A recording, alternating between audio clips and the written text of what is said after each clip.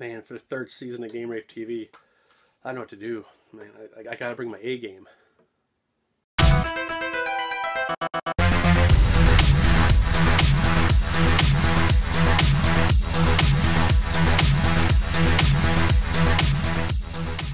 Hey everyone, it's Jason from GameRave.com, otherwise known as Danger Boy, and this is Season 3 of GameRaveTV. Let's get to it.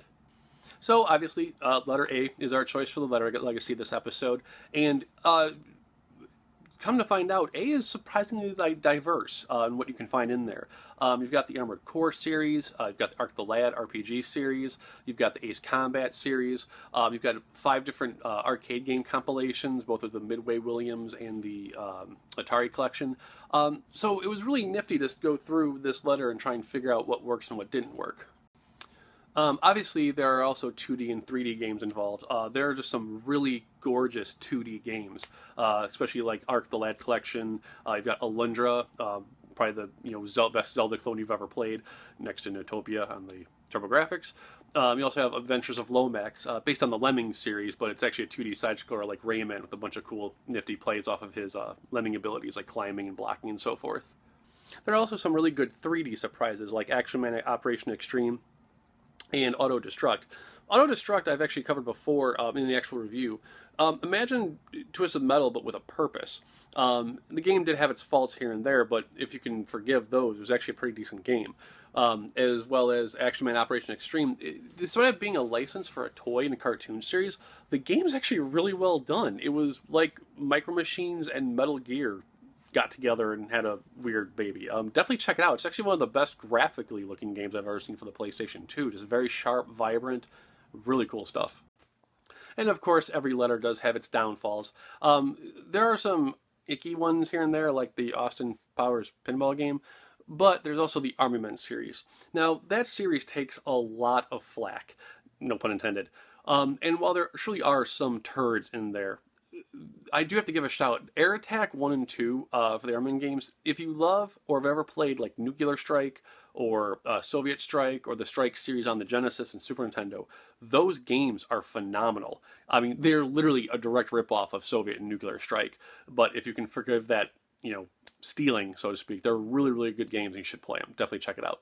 So the real question is, what are the contenders to be the A game you have to play? After sorting through a bunch of them, and we actually cut some footage just because it was taking too long, it really comes down to 2 games. Both are phenomenal in their own right. One is full 3D, one is 2D, but they share a peculiar theme, and that they were both basically tributes, if you will, or stolen tributes, if you will, to Nintendo games. The first one we've already talked about to a degree, and that is Alundra. Now, if you've never played Alundra, Alundra is essentially Zelda. Old school 2D, Super Nintendo, NES Zelda. Just a really, really well done game. Very hard, very hard. I will fully admit that I used a Game Shark to beat it because I was literally going nuts with some of the puzzles and some of the end boss fights. But if you love that open world 2D exploration and a good challenge, obviously, and just really good combat and a good storyline, Alundra is pretty damn awesome. It's also one of the most notorious games on Game-Rave ever because there's 9 variants. And we've cataloged this. You can find the link down below in the text section. But if you're looking for a great, it should have been a Nintendo game on a Super Nintendo RPG, Alundra's your game. Now, the other game in contention is Ape Escape. Ape Escape is a 3D adventure by Sony, and it is essentially Mario 64, just with monkeys and your main character.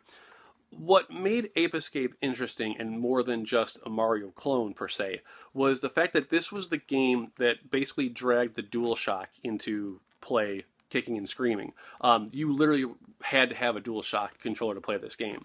And that probably more than anything, be it gameplay or graphics, had an impact on the PlayStation's life.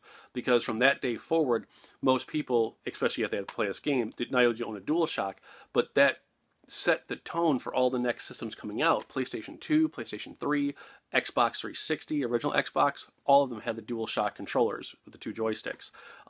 That imprint that Ape Escape left is pretty impressive.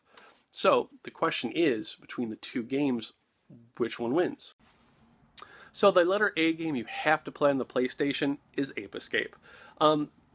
It's so much more than a Mario 64 ripoff, and on top of what the DualShock did for the industry and the PlayStation in of itself, Ape Escape proved that Sony needed that kids game mascot type game that you couldn't get with, say, Ridge Racer or Toshinden. And when they had Spyro and Crash Bandicoot, when those two went back to Universal's fold and they ended up ruining them, Sony basically used this as an escape route to keep making Ape Escape games, and it led to Jak and Daxter and Ratchet and Clank. And to this day, those characters are still going strong on the PlayStation 3 and hopefully the PlayStation 4. So that is what makes Ape Escape the game you have to play. Alright guys, that does it for this week of Game Rave TV. Next week is pause mode, and I have no idea what we'll be talking about, but hey, that's what suspense is for. That said, I hope you guys have a great week. Have a great Thanksgiving. Be kind to your retail workers on Black Friday, and we'll see you guys next week. Take care. Send me some stuffing.